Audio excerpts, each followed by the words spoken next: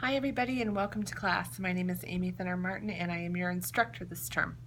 Before we get started on this week's lecture, I wanted to take just a few minutes to introduce myself and let you put a face with a name. I also want to go over the late policy and some of the expectations that I have for grading because I think it's important to set you up for success day one. The most important thing about the discussion board for you to remember is that your first post is due by Thursday and your follow-up posts are due by Sunday. What's important about the discussion board is that those assignments cannot be made up for any reason, so it's critical that you post on time and you post in the week in the unit that we're in. If you need to go on vacation or you have an emergency, I always post at least once in the discussion board, and I do that at the beginning of the course for all 6 weeks. I do that so that you can post ahead and you can respond to my post and get some of those things out of the way just in case you're going to miss for that week. As far as other assignments, quizzes and the final paper cannot be made up for any reason. Tests cannot be made up, but your weekly assignments can. I deduct 10% for each week that you're late, so if you turn it in on Monday, you still lose the 10%, but it's the same 10% for the first 7 days. After that, it's 20% and so forth. You don't have to ask me first before you turn in an assignment late. I have a no-fault policy, meaning if you turn it in late, you take the deduction, but you can still turn in your work. So this is actually one of my favorite courses to teach. I am an HR director. I have been for about 15 years now. I manage human resources and risk management for a major city in California currently, but I've also been the director of organizational development for Department of Defense and also for PepsiCo. And I was the OD director for the Quaker division, Quaker Oats, which actually PepsiCo owns. So I want to just tell you a little bit about the importance of organizational behavior and its effect on a company. Employees bring their own backgrounds to the workplace where they must learn the rules for expected behavior. How employees act has a lasting impact on your company. Their behavior creates impressions on customers, fellow employees, business partners, regulatory agencies, and suppliers.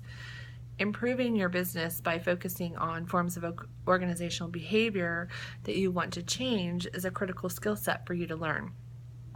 Organizational behavior describes the behaviors and attitudes of employees and the organization as a whole. Your company's behavior does not just lie in the specific norms for individual and group behavior and the degree to which those norms are followed. It also matters what actual behavior patterns you want to achieve for your business in terms of employee performance and commitment to the organization. For example, you might wonder whether an employee implementation of a customer service policy is producing customer service. Customer service is what drives customers to come back, so you want to make sure that you're measuring what is important to you. Your company contains various group structures such as leadership groups and employee work teams that represent the organizational culture. Each group has different rules for membership, internal procedures, and expectations of behavior.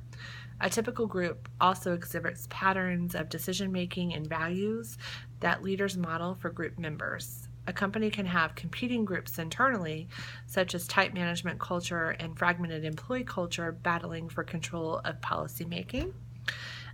Sometimes competing cultures work well, but a lot of companies find that it's critical for them to align cultures so that you prevent the silo effect. Managers and workers do not come to work to interact in a vacuum, and that's one of the reasons why you want to align cultures. However, that is human nature to really hide behind your department or hide behind that culture. They're constantly encountering people from the outside world, including customers and other stakeholders who also influence their behavior.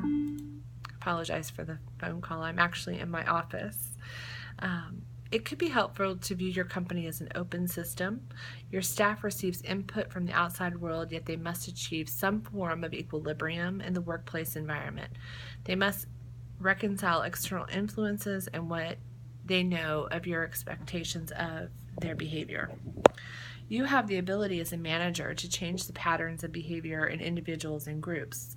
You want the kind of behavior that employees exhibit to maximize their contribution to the organization.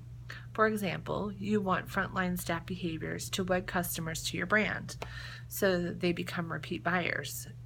do this by using the workings of organizational culture to communicate new expectations to your staff. Examples of working are control systems, organizational structures, and routines.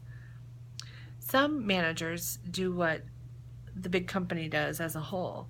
They shake things up, such as improving an internal system of quality control by bringing in outside analysts or changing the company's structure to put employees in more effective groups. These are just some of the things that you can do with organizational behavior that will make you more competitive in your environment. If you have any questions at all, email me, call me. Text is great during the day. Phone calls are great at night. I try to check my email at least once or twice a day. If you have any questions, don't hesitate reaching out. I look forward to working with you and getting to know you more over the term.